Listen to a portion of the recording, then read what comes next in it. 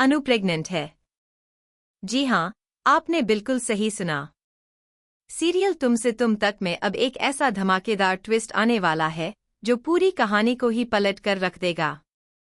और यही नहीं, इस खुशखबरी के पीछे एक ऐसा राज भी छुपा हुआ है जो अभी तक किसी को पता नहीं है। तो भाई, अगर आप सोच रहे हैं कि बस इतना ही है तो रुकिए, क्योंकि असली खेल तो अभी शुरू भी नहीं हुआ है। आपको बता दे कि सीरियल तुमसे तुम तक में इस वक्त जो चल रहा है वो बेहद इंटरेस्टिंग है। एक तरफ जहां पूरा घर यशवर्धन के वापस आने की खुशी में डूबा हुआ है, वहीं दूसरी तरफ मानसी है जो इस खुशी से कोसों दूर है। मानसी को यश का घर वापस आना जरा भी रास नहीं आ रहा और वो किसी तरह इस पूरे मामले को पलटना चाहती है, और इसीलिए वो डीएनए टेस्ट की जिद पर अड़ी हुई है। जी हाँ, जो डीएनए टेस्ट की बात चल रही है वो चुपके से होने वाला है, और जब उसका रिजल्ट सामने आएगा तो घर में हलचल मच जाएगी, यह तो तय है। लेकिन भाई, इन सब के बीच असली मोड़ कहाँ से आता है? असली मोड़ आता है घर की दादी यानी माँ की एक मन्नत से। जी हाँ, जब यशवर्धन घर से गायब हुआ था तब माँ ने गौ देवी मंदिर में मन्नत मांगी थी कि जब भी उनका बेटा यश उन्हें वापस मिलेगा वो उस मंदिर में जाकर अपनी मन्नत पूरी करेंगी। और अब जब यश वापस आ गया है तो माँ की वो मन्नत पूरी करने का वक्त आ गया है। लेकिन यहाँ एक दिक्कत है। डॉक्टर ने माँ को आराम करने के लिए कहा हुआ है, उनकी तबीयत ठीक नहीं है, ऐसे में वो मंदिर नहीं जा सकती। तभी अनु आगे आती है। अनु कहती है कि माँ, आप चिंता मत कीजिए, आप नहीं जा सकती तो क्या हुआ, मैं हूं ना, मैं आपकी जगह जाकर मन्नत पूरी कराती हूँ।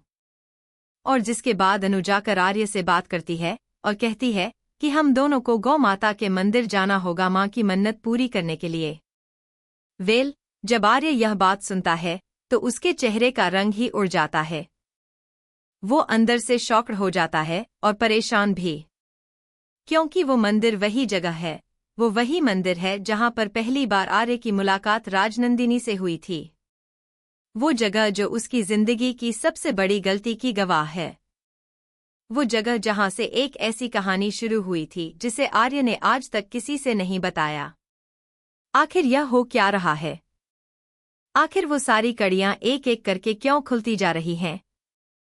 क्यों बार बार वो सब कुछ सामने आने की कोशिश कर रहा है जिसे आर्य ने इतने वक्त से दफन करके रखा हुआ था? जी हाँ, आर्य ने बहुत कुछ छुपा कर रखा है।